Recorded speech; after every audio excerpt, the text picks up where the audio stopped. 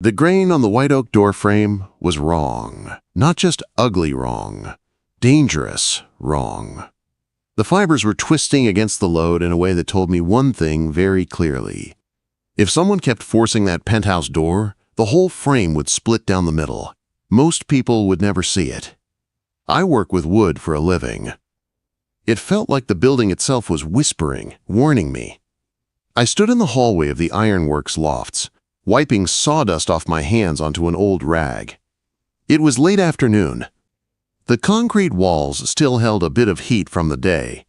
The air smelled like dust, metal, and the faint citrus cleaner the janitor pretended to use. The penthouse unit at the end of the hall had been empty for 2 years. Suddenly, the lock was shiny and scarred, and there was a fresh sliver of brass stuck in the jamb. Someone had forced it.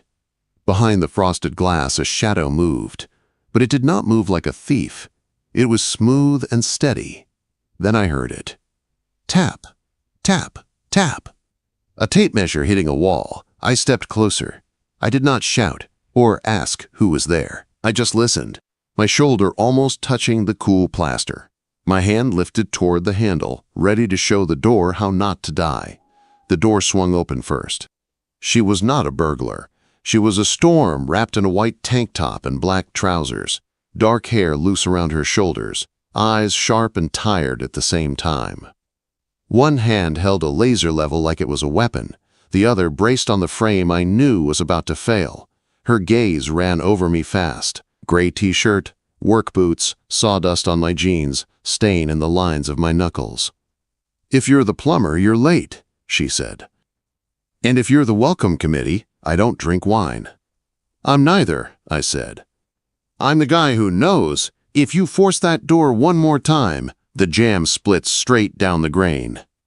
She blinked. Surprise flashed, quick and real, before she smoothed it away.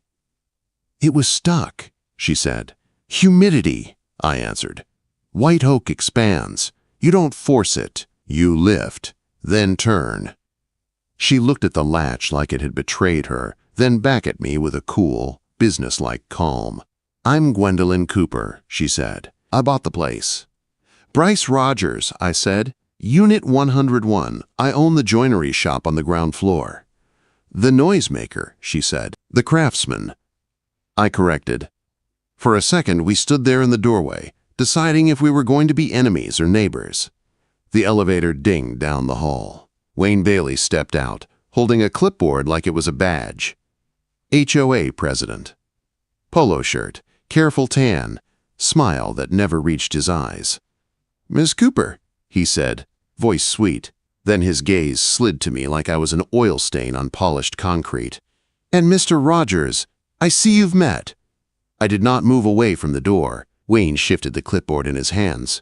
"I'm just here to inform you," he said, "that the board has scheduled an emergency meeting regarding your proposed modifications to the terrace." "My renovation isn't a modification," Gwendolyn said. Her tone was calm, but I heard the steel under it. "It's a restoration, and I have permits." "The permits allow interior work," Wayne replied. "The rooftop is a limited common element. We have concerns about structural integrity. Dirt, trees, water. The board is moving to block the project."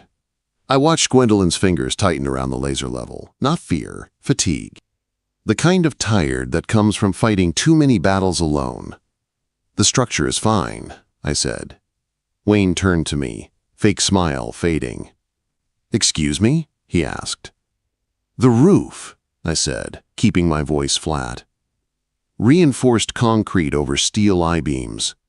This place used to hold industrial water tanks in 1920. A few Japanese maples are not going to hurt it." Wayne's eyes narrowed. "You're a carpenter, Bryce," he said. "Stick to making chairs. Leave engineering to professionals." "I'm a landscape architect," Gwendolyn cut in, chin lifting. "I am a professional." "Then you'll understand why we need a vote," Wayne said. He glanced at his watch. "Tuesday, 7, lobby. And Bryce, the complaints about sawdust in the ventilation. Look into that." He turned and walked back to the elevator like he had already won.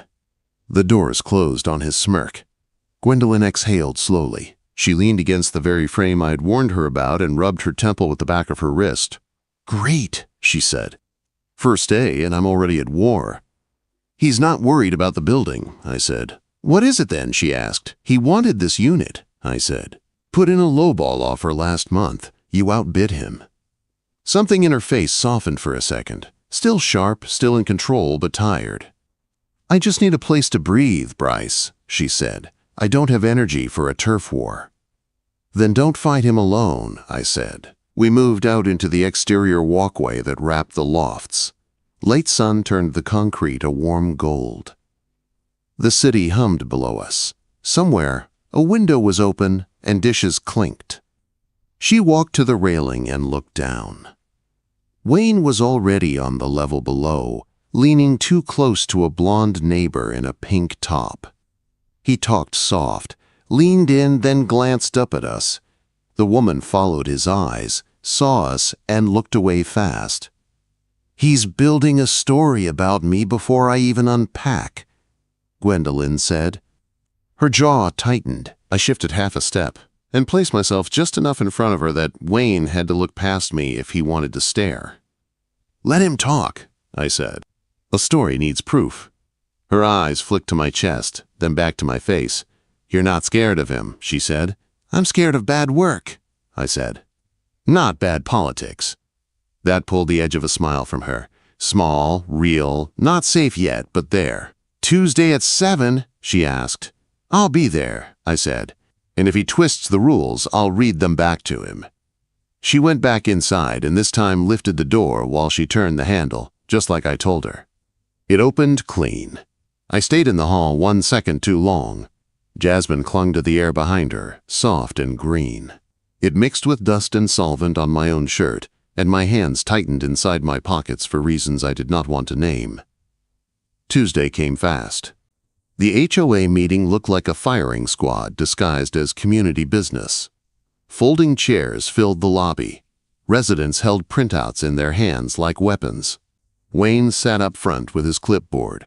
King in a cheap throne. Gwendolyn took a front row seat in a sharp blazer. Her spine was straight. Her eyes were calm. Her shoulders were too tight. I sat 2 rows back near a pillar, where I could see both the board and the door. Old habits. On a job site, you always know where the exits are. "The issue," Wayne said into the microphone, "is weight load. Ms. Cooper wants to install a living garden on the roof. Dirt, water, stone. This building is old. We cannot risk collapse because a new owner wants a private park." Murmurs moved through the room. "I have the structural report," Gwendolyn said, standing. She held up a binder, signed by a licensed engineer. "Engineers can be bought," Wayne said, "and we have residents below that unit. Vibration alone could crack plaster in 402. Unit 402 was empty. I knew. I'd fixed the baseboards myself after the last tenant left." "And who is doing the work?" Wayne asked. "Bonded commercial contractor, or are you doing it yourself?" She hesitated. She did not have a contractor yet. That was my cue. "I'm doing the woodwork," I said, standing. Wayne's eyes sharpened. "Mr. Rogers," he said, "you are not on the approved vendor list." "I'm licensed, insured, and I live here," I said, "and the work is low-impact joinery. Freestanding, no cutting into structure." People turned to look at me. They listened when they could picture what I meant. "I'm not asking for permission to destroy anything," Gwendolyn said. "I'm asking for the right to improve what I own." Wayne tried to rush the vote. I raised my hand. "Bylaws," I said. "Page 13. He did not want to hand them over, but he had to. I read the clause out loud. "Limited, common element use requires structural impact, not aesthetics."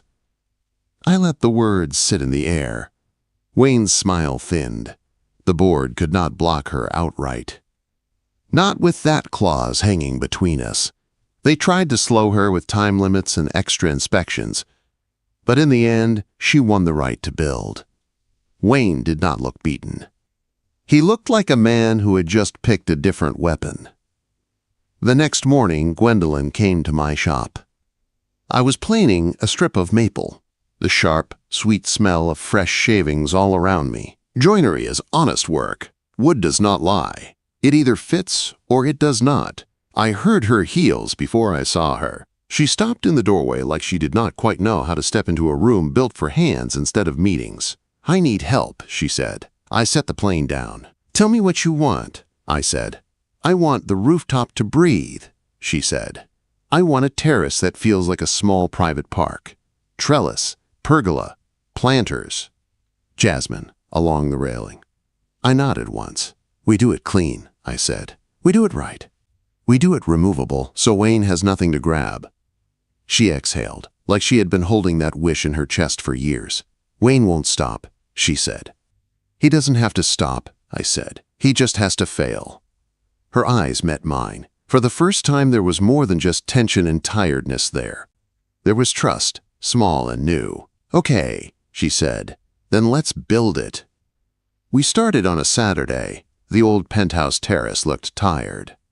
Cracked pavers, rust on the railing, patches of roof gravel where something had once been, and then died. The city spread out beyond it, cranes and brick and sky. It felt like a stage waiting for a new set. Gwendolyn came up in jeans and a dark t-shirt, hair tied back this time. No blazer, no heels. She carried a rolled plan under one arm and a box of chalk in the other. She spread the drawings on an old metal table. Clean lines, careful angles, notes in tight handwriting. "You drew this?" I asked. "Yes," she said. "Light direction, wind, weight. I want jasmine here and here. Planters along this edge. A pergola here that frames the skyline, not blocks it." She tapped the paper with her pen. Her hand was steady, her voice was sure. She knew her craft. That made me like her more than I wanted to admit. "Okay," I said. "Then my job is to make the wood behave." The terrace door still fought her. When she tried to close it, it stuck. She frowned and pushed harder. "Stop," I said. She froze. I crouched and ran my thumb along the frame. Someone had patched it with the wrong cut of oak. The grain wanted to twist. "This piece," I said, pointing, "is wrong. It wants to move this way. That's why your door sticks." "So you can fix it?" she asked. "I can do better than fix it," I said. "I can make it behave." She watched while I marked a new line with my pencil, the tape measure snapping against the wood. Tap, tap, tap! The sound echoed between us. "People downstairs will complain about that," she said. "They already do," I said, "but they like having doors that open." Her mouth curved. We worked. I brought up beams and posts from the shop. She helped carry what she could. When the pieces were too heavy, she still grabbed one end and braced it without saying a word. She did not pretend to be delicate. She did not watch from a chair. She got dust on her hands and sweat on her neck and dirt on her knees. By the end of the first day, we had the main pergola posts standing in temporary braces. The shadows on the roof changed shape. The space started to feel like a room. Week by week, the terrace shifted.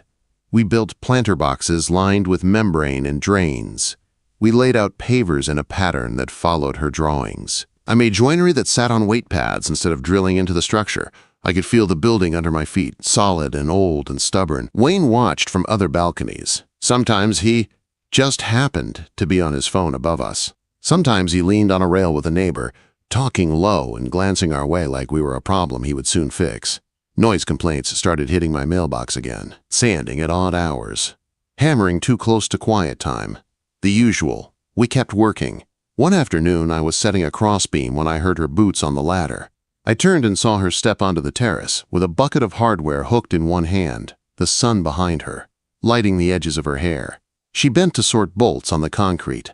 A strand of hair fell out of her ponytail and brushed her cheek. My jaw tightened. It was not a dramatic moment. It was a simple one, but something in my chest pulled tight anyway. "Your strap," I said. She looked up.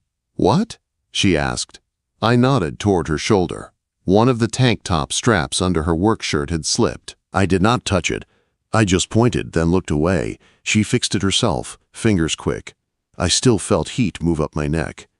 "Better," I said. Her eyes stayed on me a second too long. The air between us felt thinner. Wind moved through the jasmine leaves. A car horn sounded far below. I found myself looking at her mouth without meaning to. My hand flexed at my side. I took a small step closer, then stopped like I had hit a line I had drawn for myself. "We're losing light," I said, forcing my voice steady. "Hand me the level." She held it out. Our fingers brushed, only for a second, just skin to skin, warm and real. It was enough for my heart to jump hard against my ribs. She pulled her hand back, a little fast. "Here," she said. Her voice was steady, maybe steadier than mine. "Thanks," I said. We went back to work like nothing had happened, but my body did not believe that lie. By week 5, the terrace looked like the start of something special. The pergola framed the sky. The planters were half full. The jasmine was in, small but ready to climb. When the wind blew, you could already smell green. That was when Wayne found his opening. It started with a crash in the alley.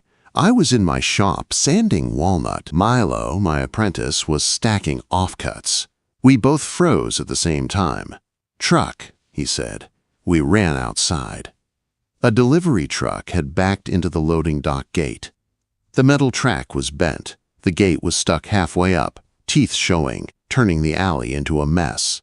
The back of the truck blocked half the street. Horns were already starting. Gwendolyn stood there with a clipboard in her hand, hair pulled back, face tight. "I told you to use the freight entrance," she snapped at the driver. "The gate is stuck," he said. "It won't move." Up on a balcony, Wayne appeared with his phone in his hand like he could not wait to use it. "Miss Cooper," he called down. "Are you blocking the fire lane again? The fire marshal is very firm about that." He sounded cheerful, happy almost. Gwendolyn's eyes flashed. For the first time since I met her, I saw real panic touch her face. She looked at the truck, the gate, the lane, and Wayne's phone aimed like a weapon. "I'll tell him to leave," she muttered. "We'll reschedule." "No," I said. I walked past her to the gate. I crouched and looked at the track. The bottom roller had jumped out of the groove. Heavy steel. Simple problem. Ugly result. "Pry bar," I called. Milo ran to the shop and came back with one, metal cold in his hands. I slid the bar under the gate and set my shoulder against the steel. "Gwen," I said, my voice calm. "When I lift, you kick that roller back into the track. Hard. Can you do that?" Her eyes widened. "If I miss, it'll crush your hands," she said. "You won't miss," I said. "Ready?" I pulled. The gate rose slow. My muscles burned. My teeth ground together. "Now," I said. She moved. Her boot came down hard on the roller. There was a sharp clang. The wheel dropped back into place like it belonged there. "Down," she said. I lowered the gate, careful, feeling the guide grab again. "Pull in," I told the driver. He drove the truck fully into the bay and cleared the lane. The horn stopped. Gwendolyn looked up at Wayne and lifted her chin. "The lane is clear, Wayne," she called. "Put the phone away." Wayne's smile slipped for just a second. Then he turned and walked back inside. Milo exhaled so hard it sounded like a sigh. Back in the shop, he leaned on the workbench and watched me wash grease and dust from my hands. "Why are we doing this?" he asked. "You hate overtime. You hate HOA drama. You could have stayed inside. Let Wayne make his call. Let her deal with it." I shook water off my fingers and reached for a rag. "You saw her out there," I said. "She looked cornered," he admitted. "Wayne corners people," I said. "He picks moments when they're tired or alone. That's not management. That's hunting." "So you're playing hero?" Milo asked. "No," I said. "I'm protecting the work." He gave me a look that said he did not fully believe that. I let the silence sit for a second. "And?" he added. "And I don't like bullies," I said. "And I don't like watching someone who earned their place get shoved out by a man with a clipboard." Milo nodded slowly. "So you're invested," he said. "In the outcome." I corrected. He smirked. "Sand those oak slats," I said. He laughed and went back to work. 3 days later, Wayne hit harder. I was on the terrace, setting the last main beams in place when the roof door slammed open. A man in a high-visibility vest stepped out with a tablet in his hand. A city inspector. Wayne followed him just far enough back to look innocent. Stop work immediately, the inspector said. Gwendolyn froze with a trowel in her hand, halfway through planting. What? Why? She asked. We received a report of unauthorized structural modifications involving load-bearing steel, the inspector said. And unpermitted electrical work. There is no electrical, I said. It's just solar lights on low voltage. No tie-in. The report says you cut into the parapet to anchor beams, he replied. That voids occupancy. Everyone off. I'm red tagging the site. Gwendolyn went pale. We didn't cut the wall, she said. It's freestanding. Tell it to the judge, the inspector said. He walked to one of the pergola posts and kicked gravel aside. Then he pointed. There it was, a clean slice in the rubber roof membrane, long, sharp, and fresh. My stomach dropped. I crouched. The cut edge was dark and glossy. Too clean. Too new. That wasn't us, I said. It's on your site, the inspector said. He pulled a red tag from his clipboard and stuck it to the door frame. $10,000 fine. Possible teardown for inspection. Work is shut down. Safety first, Wayne said, like he was giving a wise lesson. After they left, the terrace felt like a crime scene. Gwendolyn walked to the railing and gripped it with both hands. Her knuckles turned white. We can fight it, I said. How? She asked. It's my word against theirs. It's not word, I said quietly. It's material. She turned, eyes bright with anger. I should have bought a condo in the suburbs, she said. No boards, no old men with clipboards. You don't belong in the suburbs, I said. She let out a short, bitter laugh. Maybe I don't belong here either, she said. Then she left, shoulders straight, head high, like she refused to let anyone see how hard it hit. I stayed. I walked the terrace alone. I looked at the cut in the membrane until I could see it with my eyes closed. Someone had knelt here with a knife and made this happen. Petty, careless, dangerous. Wayne liked to play small games, but small games still left real damage. I went downstairs to my shop. I turned off the overhead lights and sat in the soft glow of the bench lamp, arms on my knees, the smell of wood glue and sawdust pressing in.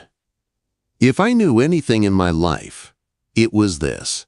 Wood and rubber do not lie. Time leaves marks, and I was very, very good at reading marks. The next morning, I went back up to the roof with a different attitude. No tools for building this time. Just gloves, small bags, a marker, my phone, and an old plastic kit I usually used to document damaged beams for clients. Gwendolyn had given me written permission in a text. I saved it and took a screenshot before I stepped through the red tag door. I was not going to give Wayne any easy points. The terrace felt strange without her there. Quiet. The red tag on the frame flapped a little in the wind. I walked straight to the cut. Up close, it looked even more wrong. The surface of the roof membrane was rough and a little dusty. The cut edge was dark and smooth like fresh paint. No gray. No tiny cracks.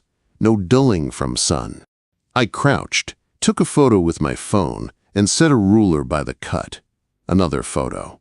Then I used a clean pick to lift a tiny sliver from the very edge and slid it into a small bag. Then I stood and moved my boot along the gravel, careful, slow. A few feet away, near the parapet wall, I found what I was looking for. A boot print in the gravel. Not perfect, not a movie scene print, but deep enough to have shape.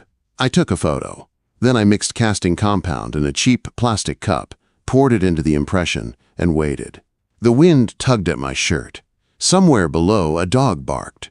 When the mold set, I lifted it, checked the tread, and sealed it in a bag. Back in my shop, Milo watched me unpack the kit with wide eyes. "What are you doing?" he asked. "Proof," I said. I pulled the microscope from the storage shelf. It was old, but it worked. I set the membrane sample on a slide and moved it under the lens. Under magnification, the cut edge looked like a dark, smooth cliff. No gray. No tiny pits. No scatter of sunlight damage. That was what time did. It ate edges. This edge was new. I took micro photos with my phone through the lens. Then I cut a fresh piece from a leftover scrap of the same membrane we had used and made a control cut with a clean blade. I put that under the scope. Same smooth edge. Then I moved the control piece under a UV work light and left it bathing for hours while I sanded a plank and pretended to be patient. By evening, the control edge had already changed. Tiny changes, but they were there, a hint of gray. Tiny rough bits.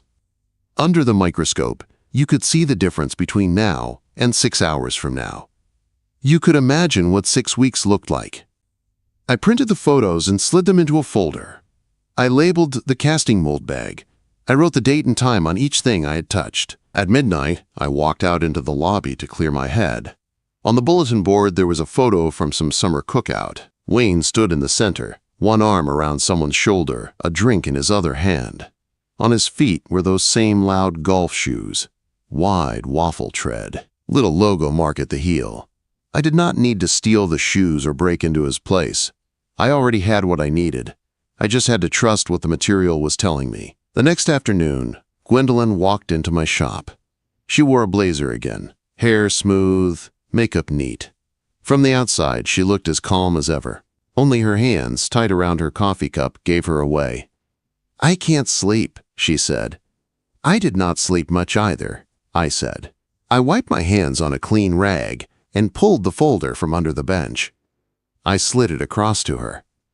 "What is this?" she asked. "Start from the top," I said. She opened the folder. At first, her eyes moved fast, not really seeing. Then she slowed. She leaned over the photos. "What am I looking at?" she asked. "Rubber," I said.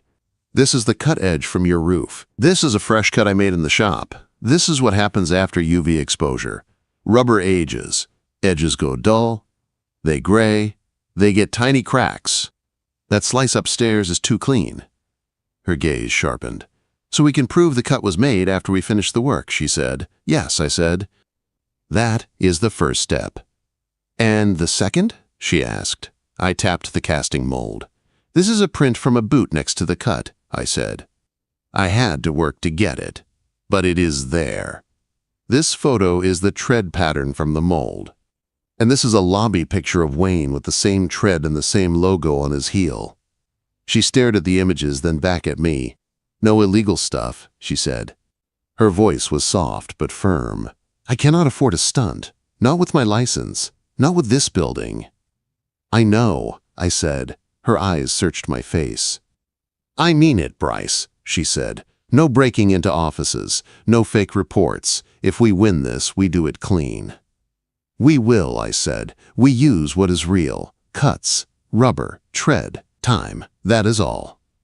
She let out a breath, slow and shaky. "Thank you," she said. "Do not thank me yet," I said. "We still have to stand in a room with him and not throw anything."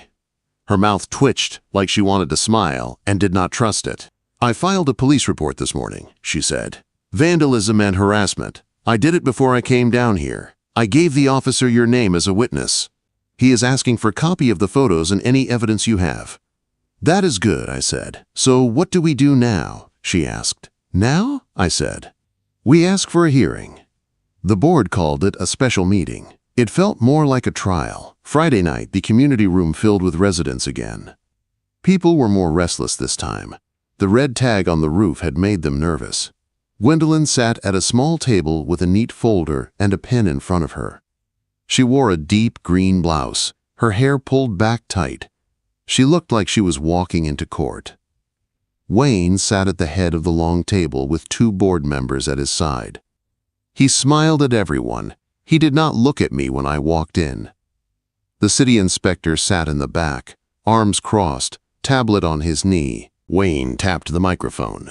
"Thank you all for coming," he said. "We are here to discuss the safety issue on the rooftop and the board's motion to revoke Ms. Cooper's rights to that space, and, if needed, to force a sale for the protection of all owners." A low murmur rolled through the room. My jaw tightened. He talked like he was saving us. He was the one holding the knife.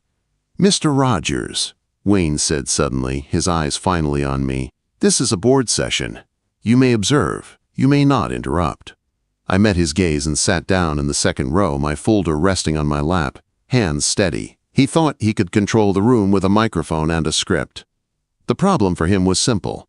I had the truth, and Gwendolyn was done being quiet. Wayne started his little speech like he was reading from a script he had practiced in the mirror. "Miss Cooper has endangered us all," he said into the mic. "Unapproved structural work, unpermitted cuts, a pattern of ignoring building rules. The board moves to revoke her rooftop rights and begin proceedings for forced sale if needed." Quote, "People shifted in their chairs. Nobody liked the words forced sale." Gwendolyn sat beside the board table, spine straight, hands folded on the folder we had prepared. She looked calm. Only I could see the tightness in her shoulders. When Wayne finally paused, she stood. "Before you vote on anything," she said, voice clear, "I'd like Mr. Rogers to present his findings as my contractor and neighbor." Wayne rolled his eyes like he was being forced to listen to a child. "This is unnecessary," he said. "The city already saw the damage."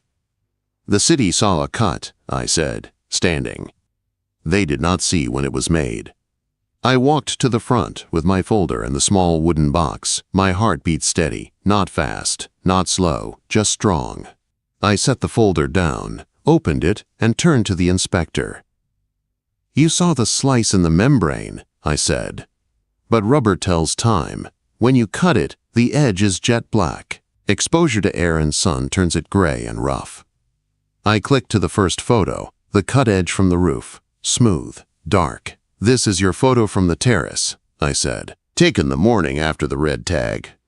Then I laid down the next one, a cut I had made myself on fresh membrane. "This is a control cut I made in the shop yesterday," I said. "Same material, same type of knife, identical edge." Murmurs moved through the room. I laid down the third. "This is the same control sample after hours under UV," I said. "You can already see dulling on the edge. Multiply that by the weeks since we finished the pergola, and you understand why that slice upstairs cannot be from our install." I let it sit there. "The cut on the roof is new," I said. "Whoever did it after inspection, not during construction." Wayne forced a laugh.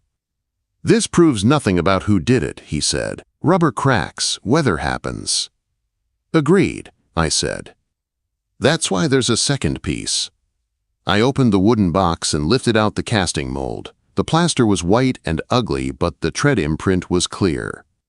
"This," I said, "is a boot impression from the gravel beside the cut, taken the morning after the red tag and preserved." I passed it to the inspector. He examined it, then the close-up photo I slid over. A wide waffle pattern, a little logo mark at the heel. I did not look at Wayne yet. I looked at the room. "I've seen this tread before," I said, "on Mr. Bailey's golf shoes. The same shoes he wears in the lobby, on the roof, at every board event."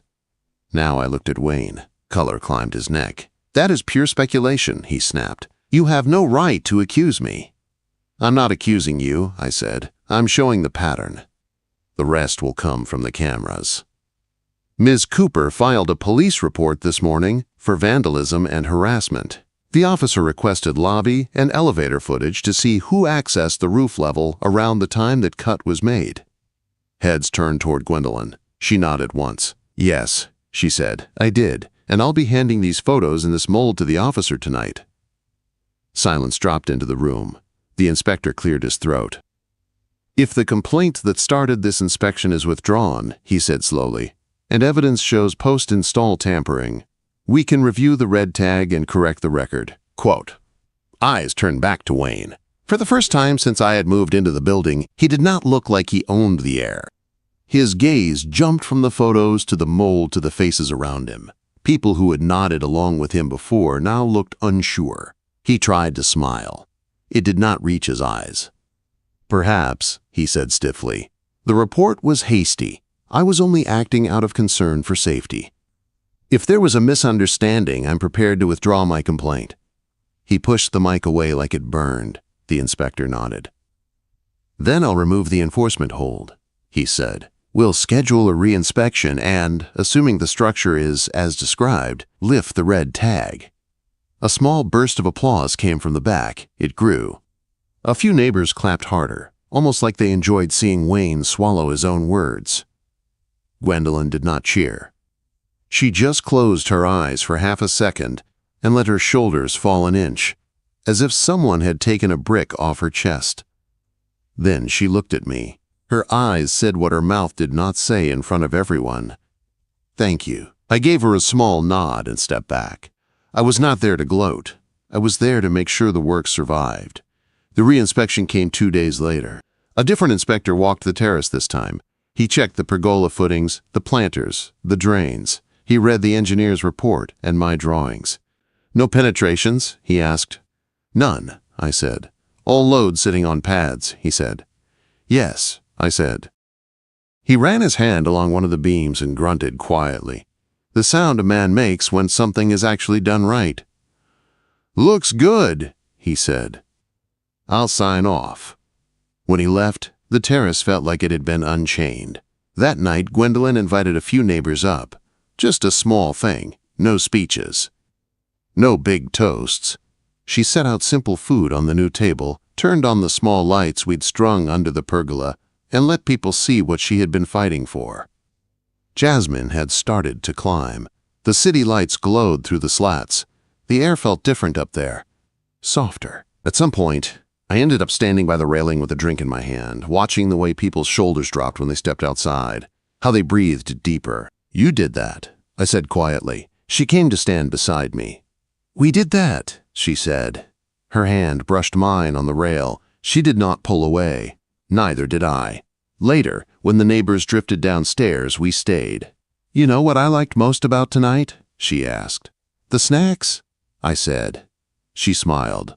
"The fact that nobody asked if I was sure about hiring you," she said. "They just enjoyed what we built." "What you built," I said. "I just made sure it was straight." Her eyes softened. "You're allowed to take credit," she said. "You saved this, Bryce. You saved me." My chest went tight. "Gwen," I said quietly, "I protected the work. You saved yourself. You showed up. You filed reports. You stood in front of that room and did not fold." She stepped closer. Her shoulder brushed my arm. "And you stood next to me," she said. "Not in front, not behind." Next. I did not answer with words. I turned, lifted my hand, and brushed a stray piece of hair from her cheek. My fingers lingered for a second too long. She leaned into my palm. That was her answer. We kissed again, slower this time. No audience, no anger, no fear, just choice. When we finally went downstairs, the lobby was quiet. Wayne was by the mailboxes, sorting letters with more force than necessary. He glanced up and saw us step out of the elevator together. Her hand was in mine, his mouth twisted. "Don't get too comfortable," he said to her, voice low and bitter. "He's a handyman. He'll fix your leaks, take your money and move on. He doesn't love you. He loves the paycheck." Heat flashed through me, sharp and fast. Before I could speak, Gwendolyn let go of my hand and stepped right up to him, head high. "He's not a handyman," she said. "He's my partner." Wayne blinked. "Business partner," he sneered. "Partner," she repeated. Her eyes found mine for a second, and they went softer. Then she looked back at him. "And to answer your question, no, I don't love you." "I love him."